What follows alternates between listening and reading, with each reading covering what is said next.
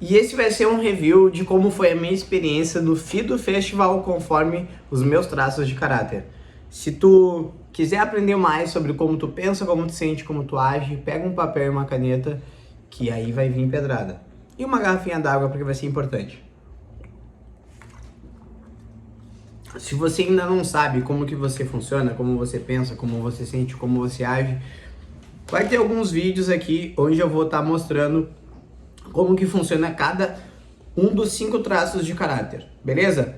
Então eu já vou começar sem mais delongas, eu já vou começar a história, porque a história de hoje ela é um pouquinho longa, mas é muito importante. Eu vou te falar como que começou a minha experiência no FIDO Festival. A primeira coisa que aconteceu foi eu me sentir abandonado no meu trabalho. Eu trabalho às vezes como bartender e aí eu me senti abandonado porque eu achei que o meu chefe, na verdade, agora pensando melhor, não foi só abandono. Eu me senti trocado porque eu achei que o meu chefe não tinha me escolhido. E na quarta-feira ele me mandou uma mensagem e falou assim, ó, Luan, consegui um trabalho, quer vir? E eu falei, tá bom, beleza, vou vir, vou fazer esse trabalho. Eu morava atualmente em Camaquã, né? Estava morando em Camaquã e hoje não moro mais em Camaquã. Mas o deslocamento que eu tinha era de Camaquã até a cidade de São Leopoldo, que dá mais ou menos 1h e 45 minutos. Aí o que aconteceu? Eu lá, na dor, né? Rígido na dor, ele não me chamou para trabalhar essa vez e tudo mais, e agora, o que eu faço? Eu orava intensificando essa dor. Quando ele me chamou, eu fiquei levemente feliz. Mas ao mesmo tempo, o meu psicopata entrou na dor, que ele falou, mano, será que ele me chamou agora porque não tinha ninguém pra falar? Isso é uma coisa muito interessante, eu vou abrir uma aspas, essa conversa é bem fluida, mas eu vou abrir uma aspas, porque existem algumas premissas que eu sigo na vida, e toda vez que eu deixo de seguir essas premissas, eu acabo, entre aspas, me ferrando. Que uma das premissas é quem supõe primeiro perde. Então eu tava na minha conversa mental achando que o outro tinha pensado sobre alguma coisa e não necessariamente era verdade aquilo. Tanto que depois eu fui conversar com ele pessoalmente, falei, não, vou deixar pra conversar isso pessoalmente. Ele falou, cara, o cara me chamou na quarta-feira. E eu, e eu achando que não era isso. Aí ele me chamou pra ir no FIDO. Ele me chamou pra ir no FIDO, não, me chamou pra trabalhar. E eu ia trabalhar no sábado, ok.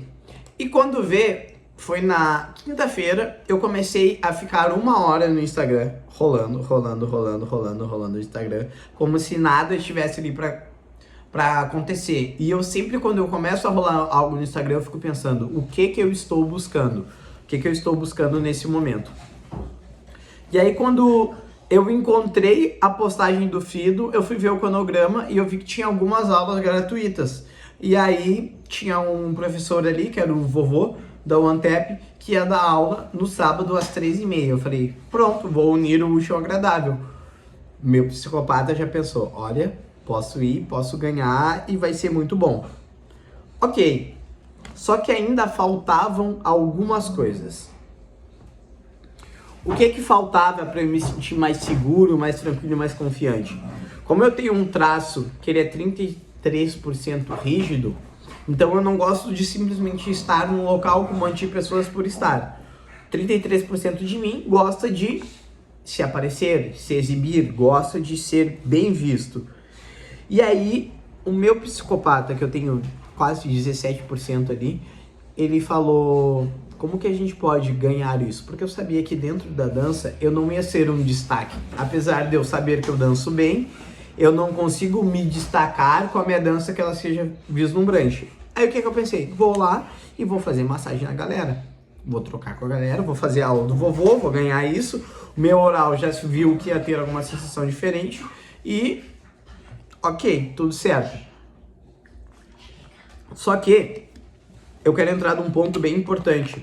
Tu só vai conseguir ter essas conversas mentais dentro do Divertidamente, até se tiver muito complexo esse papo de hoje, volta lá, assiste os vídeos de como que funciona cada traço, que isso vai te ajudar bastante, tá bom? Eu entrei na zona da facilidade, porque eu consegui convencer o meu oral, o meu psicopata e o meu esquizoide e o meu rígido de que seria bom eu estar lá naquele ambiente. Mesmo o meu esquizoide preferindo uma caverna, estar sem fazer nada. E aqui já vai falar uma coisa bem importante, porque o que que acontece? Tem muitas vezes que a gente vai precisar colocar os nossos traços no recurso de forma forçada, ou seja, fazer uma ação que a gente não quer fazer. Então vamos dar um exemplo de uma coisa bem importante para o masoca, que é muito bom, mas só que talvez ele não queira fazer, que é lavar a louça, organizar a casa. Pessoa que tem pico alto no traço de masoquista precisa manter um ambiente organizado. Se não ver um ambiente organizado, vira bagunça e não consegue pensar e não consegue funcionar direito. Ao mesmo tempo que o masoca que tenha que tomar decisões rápidas, ele não vai conseguir, porque ele precisa parar, respirar e planejar o que ele vai fazer. Diferentemente de um oral, que um oral ele é muito da emoção. Então, se ele sentiu, se ele gostou, ele vai lá e faz. Voltando para a história, consegui convencer todo mundo. Só que eu sabia que o meu oral ia se conectar pela dor em algum momento com alguém. Por quê? Porque eu tinha uma meta financeira e toda vez que eu tenho uma meta financeira para bater, o meu psicopata meio que intensifica todos os meus traços e diz assim, gente, vamos lá, vamos trabalhar, vamos... O esquizoide precisa de uma ideia. Imagina a cabeça do Divertidamente, sabe? A tua cabeça funciona que nem o Divertidamente, só que tem ali só 5 personagens. E aí, o psicopata tá falando assim, ó, vamos lá, o que que a gente vai ganhar com isso? Tu, ao invés de estar fazendo isso, tu poderia estar gravando um vídeo, tu poderia estar produzindo e tá aqui se divertindo no oba-oba. E aí o meu oral treinador e começou a conversar e falar sobre a sua vida, sobre seus desafios.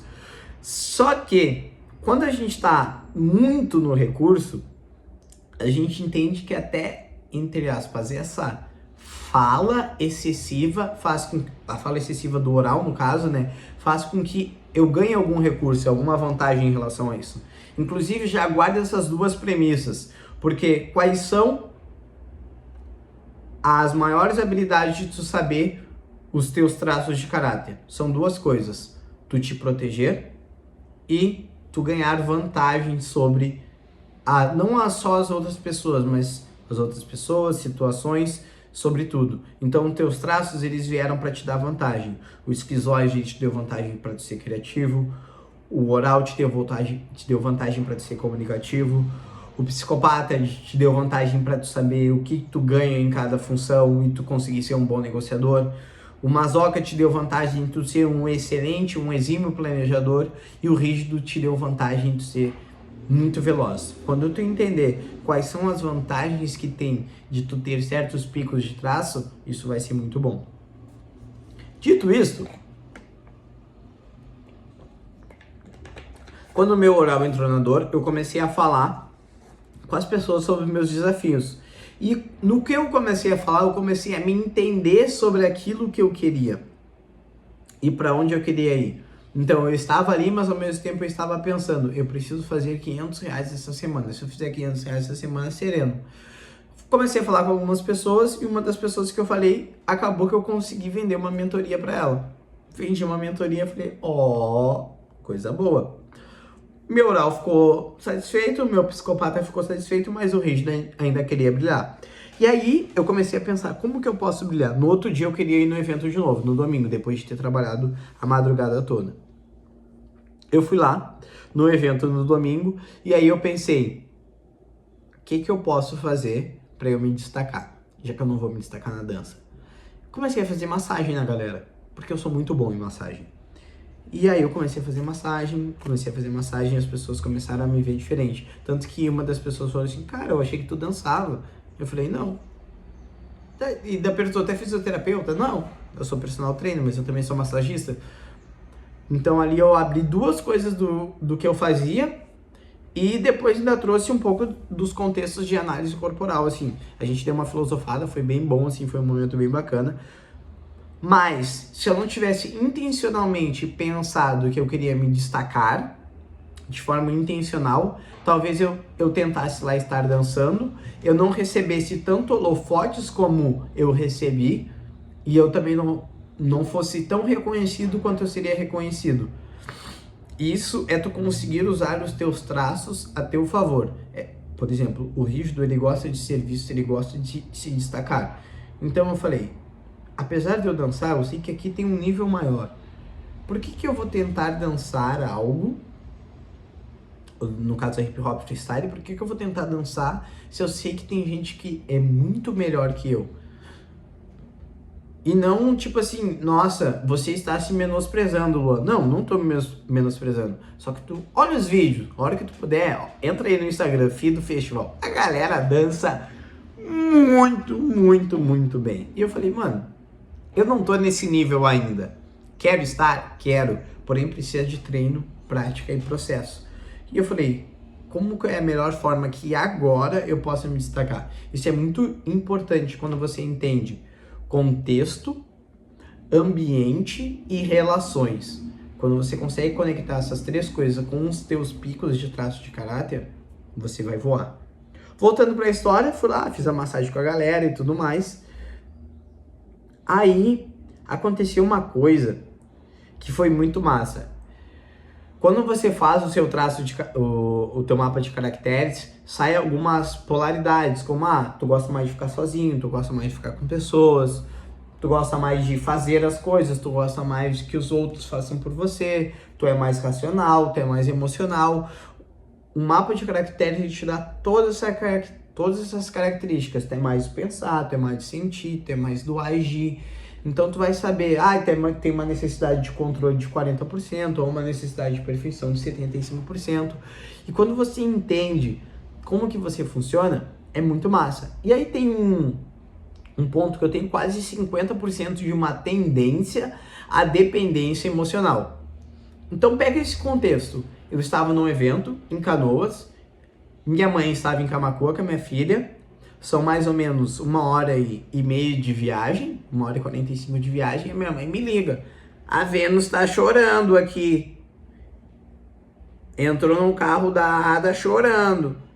E aí eu fiquei pensando, o que eu posso fazer agora? Nada. Se eu tivesse condições naquele momento de pegar e sair dali onde eu tava pra ir ver a minha filha, você acha mesmo que em 1h30 minha filha já não ia ter parado de chorar? Tu já viu uma criança chorar durante 1h30? Até responde aqui nos comentários.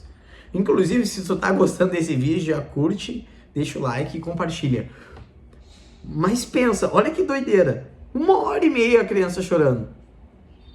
E já vale um alerta para você que tá aqui até agora. Às vezes a gente pega algumas informações de algumas pessoas e a gente vai em direção a essas informações, só que não necessariamente são as melhores informações. O que eu de fato poderia fazer naquele momento que a minha filha estava chorando? Talvez no máximo fazer uma ligação para ela.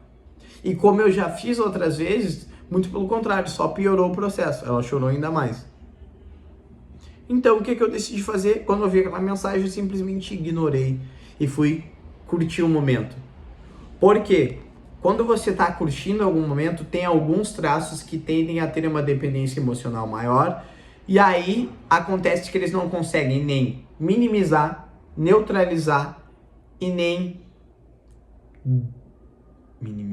neutralizar ou até eliminar a dependência emocional que tu tem com determinadas pessoas.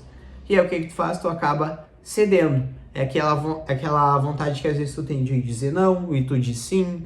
É aquele momento que tu não quer fazer alguma coisa e tu vai lá e faz. E cada traço tem uma tendência maior, menor ou moderada. Mas isso quando tu fizer a tua análise tu vai entender um pouco melhor. Aí o que acontece? Gente, tem muita coisa que eu tenho para falar assim sobre a experiência do Fido do Festival, mas basicamente o Fido ele não teria sido a mesma coisa para mim se eu não tivesse autoconhecimento. Sim, eu tô com uma cola aqui, eu tô com um papelzinho aqui onde eu tô usando, por isso que eu olho para baixo de vez em quando para eu lembrar o que eu tenho que falar, que senão meu oral se perde e vai falando um monte de coisa e depois não consegue voltar pro assunto. E aí o que acontece? Quando você começa a ver que você deve, vamos dizer assim, né? E ser quem você é, fica muito mais fácil. Então, para uma pessoa, vamos dar um exemplo do Mazoca. O Mazoca ter isso daqui, um cronograma, anotar o que ele tem que fazer, como que ele tem que fazer, é muito importante. Dependendo do rígido, ele vai simplesmente chegar e vai fazer de uma forma natural, leve, tranquila, sabe? No meu caso, como eu tenho um oral muito grande, eu tenho que estar com isso daqui para que eu não vá para um assunto onde eu não consiga voltar depois, sabe? E não consiga finalizar. Então, eu acredito que a experiência do Fido, ela só foi o que foi porque eu consegui me entender primeiro e transformar cada momento. Porque teve vários, gente. Aqui eu contei pouca coisa. Mas cada momento que foi de grande valia para eu colocar todos os meus traços no recurso e não na dor. Se você se interessou por esse tipo de vídeo, quer saber mais como funcionam os seus traços de caráter, deixa um comentário aqui, deixa um like e pode me chamar, porque eu vou ter o maior prazer de te apresentar a você mesmo, de como você pensa, como você sente, como você age. Até a próxima, valeu, obrigado!